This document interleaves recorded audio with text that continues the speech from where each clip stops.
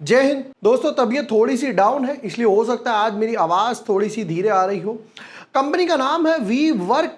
कि भाई कंपनी क्या काम करती है, वी वर्क मतलब हम साथ में काम करें, तो भाई इसी टाइप से को वर्किंग स्पेस वगैरह हो गया, रेंटल लीज वगैरह, इन सब में कंपनी का बिजनेस मॉडल है। और अभी हम लोगों ने देखा था इसी टाइप के स्मार्ट कोवर्क्स और इंडी क्यूब करके दो आईपीओ आए थे।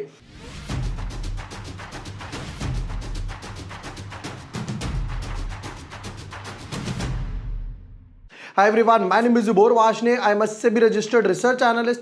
आज के वीडियो में करने वाले हैं वी वर्क आईपीओ के डिटेल्ड एनालिसिस, बिजनेस मॉडल क्या है, पैसा कितना उठा रहे हो, किस लिए यूज होगा, प्रमोटर होल्डिंग्स कितनी है, किन वैल्यूएशंस पे लेकर आए हो, मोस्ट इंपॉर्टेंट कि भाई अप्लाई करना या नहीं करना। Without wasting time let's deep dive in our analysis. But yes, before moving ahead, अगर अभी तक आपने चैनल सब्सक्राइब नहीं किया है, ओहो क्या लकी नंबर है 444K। चलिए नेक्स्ट पे चलते हैं। भाई यहाँ पर मैंने ऑलरेडी सारे आईपीओ के वीडियोस डाल दिया है। Tata capital IPO versus LG electronics का डाल दिया, 5 best stocks for October, Tata capital का डिटेल्ड एनालिसिस, एलजी इलेक्ट्रॉनिक्स का detailed analysis, PSU banks, IPO strategy, ये वो सब मैंने यहाँ पर ऑलरेडी ऑन द बोर्ड डाल दिया है। देखिए एक बार जरा आईपीओ टेबल को नजर मारते हैं फटाफट से। तो यहां पर हो क्या रहा है, वीवर्क और टाटा कैपिटल को आपको एक ब्रैकेट में कंसीडर करना पड़ेगा। इसका जो पैसा है वीवर्क इंडिया का, वो टाटा कैपिटल के लिए फ्री नहीं होगा, उसी हिसाब से फंड्स रखेगा। बट हां, इसका पैसा 90% एलजी इलेक्ट्रॉनिक्स के लिए फ्री होगा। देखिए होगा क्या, 7 तारीख को आईपीओ क्लोज होगा, 8 तारीख को अलॉटमेंट वगैरह आएगी, 9 तारीख को जाके रिफंड और शेयर्स होंगे। अब अगर 9 तारीख को दिन में हो गए तो आप एक बारी को पैसा यूज कर पाओगे, नहीं हुए तो आप ये तीनों को एक ब्रैकेट में कंसीडर कीजिएगा। उसके बाद जब ये दोनों क्लोज होंगे, टाटा कैपिटल क्लोज होगा, तो यहां पर दो आईपीओ आ जाएंगे, रूबिकॉन और कैनरा रोबेको करके। भाई दोनों के मैं डिटेल एनालिसिस बनाऊंगा और एज ऑलवेज अगर आप चाहेंगे तो मैं पीयर कंपैरिजन भी बनाकर देने वाला हूं। शुरू करते हैं वीवर्क इंडिया के साथ। Incorporated in 2016, WeWork India Management Limited is a flexible workspace operator in India. The organization provides a comprehensive array of flexible workspace solutions encompassing custom designed buildings, floors and offices, enterprise office suites हो गया, फिर उसके बाद tailored managed offices हो गया, private offices, co-working space, hybrid digital solutions वगैरह। भाई कहते हैं कि भाई प्राइवेट ऑफिस किसी कोई, मान लीजिए कोई एक बड़ी सी ऑर्गेनाइजेशन है, उसमें हमने सारे ऑफिस एक जैसे वगैरह चाहिए, यानी कि कस्टम मेड्स वगैरह हो गए, या मान लीजिए आपको को वर्किंग स्पेस चाहिए जहां पर आप जाएं, छोटा सा एक एरिया वगैरह ले लें और अपना चुपचाप वहां पर काम करके आ जाएं।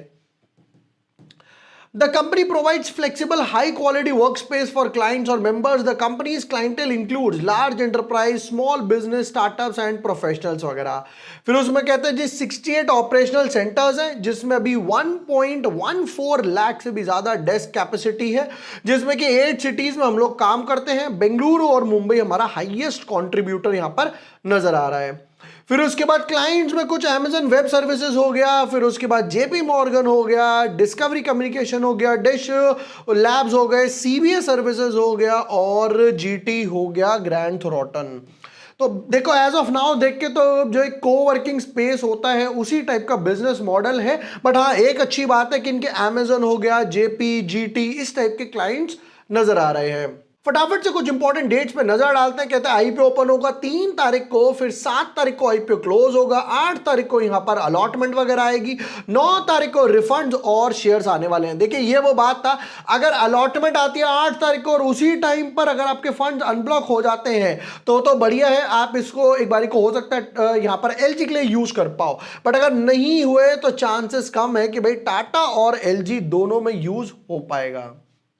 प्राइस बैंड की बात करें, कहते हैं जी 615 से 648 शेयर्स का उन्होंने एक प्राइस बैंड रखा है। लॉट साइज में कहते हैं 23 शेयर्स एक बंडल में रखे हैं, एक लॉट में रखे हैं। अब यहां पर एक सबसे बड़ा ट्रबल, कहते हैं पूरा का पूरा ओएफएस है, 3000 करोड़ रुपए का आईपीओ है और 100% जो है वो ओएफएस है। एक भी रुपया इसमें से कंपनी के पास नहीं जाने वाला। मेरे लिए ये थोड़ा सा एक सेटबैक रहता है जब मैं आईपीओ वगैरह लगाता हूं कि भाई मैं कोशिश करता हूं फ्रेश इशू हो, पूरा नहीं है तो भी 80-20 हो, 70-30 तक भी समझ आता है। बट यहां पर पूरा का पूरा ओएफएस है। नेक्स्ट पॉइंट पर आते हैं, जरा यहां पर देखते हैं कि एक लॉट की वैल्यू क्या है। कहते हैं जी एक लॉट के लिए अगर आपको अप्लाई करना है तो 14,904 में जाएगा। ज्यादा लॉट चाहिए तो आप स्मॉल HNI या बिग HNI कैटेगरी में भी अप्लाई कर सकते हैं। प्रमोटर होल्डिंग की बात करें तो कहते हैं जी अभी हमारी 73% के आसपास होल्डिंग है, उसके बाद हमारी होल्डिंग 48 रह जाएगी। मेरा जो पर्सनल क्राइटेरिया रहता है, चाहे मैं कोई सेकेंडरी मार्केट से स्टॉक बाय करूं, जब भी हम रिसर्च वगैरह करते हैं या IPO, पहला प्रायोरिटी 70%, दूसरा 60 और तीसरा 50% के आसपास। अगर 70 से ज्यादा है, 70, 71, 72, 75 बहुत बढ़िया है, 60 प्लस है अच्छा है, 50 would be the last criteria. But यहां पर देखो OFS आ रहा है, उसकी वजह से भी यहां पर 25% की होल्डिंग और डाइल्यूट हो गई, 48% के आसपास रह गया। तो थोड़े से ना वोटिंग राइट्स आपके इंपैक्ट करते हैं, कम हो जाते हैं। नेक्स्ट पॉइंट पर आते हैं भैया, फाइनेंशियल्स की बात करते हैं यहां पर। अब देखो यहां पर फाइनेंशियल्स में एक चीज समझनी पड़ेगी, क्योंकि यही चीज मैंने स्मार्ट वर्क्स के टाइम बताई थी, इंडी क्यूब के टाइम पर बताई थी कि यहां पर क्या होता है कि डेप्रिसिएशन जो है वो अलग तरीके से लगता है।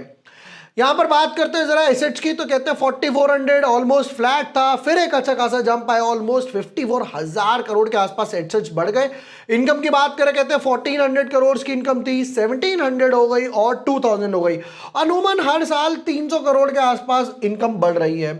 प्रॉफिट आफ्टर टैक्स की बात करें तो कहते हैं यहां पर -146 था, लॉस था। बट अगेन जैसा मैंने बताया, वहां पर क्या होता है, लॉस आता है डेप्रिसिएशन की वजह से, जो बाद में आता है। फिर यहां पर थोड़ा सा लॉस रिड्यूस हो गया 135, और अब की बार प्रॉफिट में आ गए 128 करोड़ के आसपास। अब रिजर्व एंड सरप्लस और बोरोइंग्स की तरफ नजर मारते हैं फटाफट। अब देखिए यहां पर क्या हुआ, -346 से -634 हुआ, बढ़ गया। बट वापस से -634 से 65 हो गया, नंबर 1। यहां पर क्या चेक हुआ है, एक चीज समझने का शुरू करते हैं। देखिए इनके RHP वगैरह पर चलते हैं, और यहां पर चलते हैं इक्विटी वाली साइड पर। तो ये पहला कॉलम जो है वो जून 2025, जून 2024, और यहां पर चल रहा है financial year, financial year, financial year. अब यहां पर कैच क्या हुआ है, आपको ये दिखाई देगा कि यहां पर इन्होंने इक्विटी के थ्रू पैसा रेस किया है, जिसकी वजह से वो चीज बढ़ गई। दूसरी चीज यहां पर क्या समझते हैं, नीचे की तरफ अगर आते हैं P&L अकाउंट में, देखिए डेप्रिसिएशन तो समझ आता है, इनकम बढ़ रही है, अच्छी बात है, समझ आता है, बट डेप्रिसिएशन भी है। दूसरा इंपॉर्टेंट पॉइंट जो मैं हमेशा फोकस करता हूं वो रहता है ये कॉलम, यानी कि दिस वन, फाइनेंस कॉस्ट। यहां पर क्या हुआ, पहले फाइनेंस कॉस्ट थी 414 करोड़ के आसपास, ये हो गई 507 करोड़ के आसपास, और ये हो गई 597 करोड़ के आसपास। तो फाइनेंस कॉस्ट बढ़ गई, जिसकी वजह से थोड़ा सा प्रॉफिट और इंपैक्ट कर रहा है।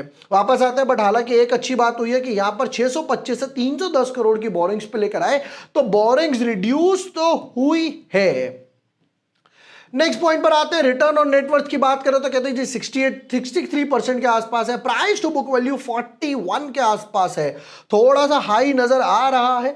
बट नेक्स्ट पॉइंट पर चलते हैं, कहते हैं जी EPS 9.5 है, क्योंकि पूरा का पूरा OFS है, नए शेयर इश्यू नहीं होंगे, तो बाद में भी 9.5 रहेगा। P रेशियो पहले 67 है, बाद में भी 67 रहने वाला है। चलिए फाइनल वर्डिक्ट पर आते हैं। बट देखिए हर बारी की तरह मैं यहां पर ट्विटर टेलीग्राम पर तो आपको अपडेट करूंगा ही करूंगा, मेरा वर्डिक्ट क्या रहेगा। नंबर 1, अगर आपको टाटा कैपिटल और इसमें से चूज करना है तो डेफिनेटली टाटा कैपिटल रहने वाला है, क्योंकि भाई फंड्स ब्लॉक रहेंगे वी वर्क में, ये थोड़ा सा ध्यान रखिएगा, नंबर 1। नंबर 2, पूरा का पूरा OFS है, ये थोड़ा सा सेटबैक है। नंबर 3, प्रमोटर होल्डिंग्स 48% के आसपास जा रही है।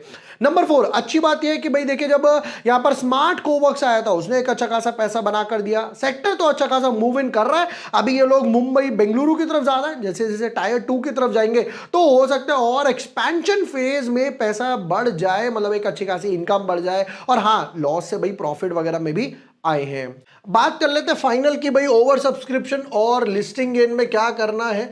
देखिए नंबर 1, ओवर सब्सक्रिप्शन की बात करूं, क्योंकि टाटा के सामने खड़ा हुआ है, तो मैं यहां पर फिर भी यहां पर समवट अराउंड में 5-7 टाइम्स ही ओवर सब्सक्रिप्शन एक्सपेक्ट कर रहा हूं, कोई मेजर ओवर सब्सक्रिप्शन मैं एक्सपेक्ट नहीं कर रहा।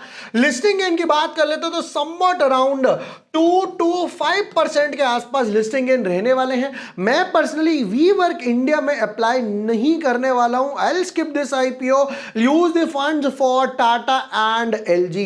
ये थे WeWork India IPO के डिटेल्ड एनालिसिस. वीडियो पसंद आया हो, share with your friends, like and subscribe. Thank you for watching the video. Lots of love.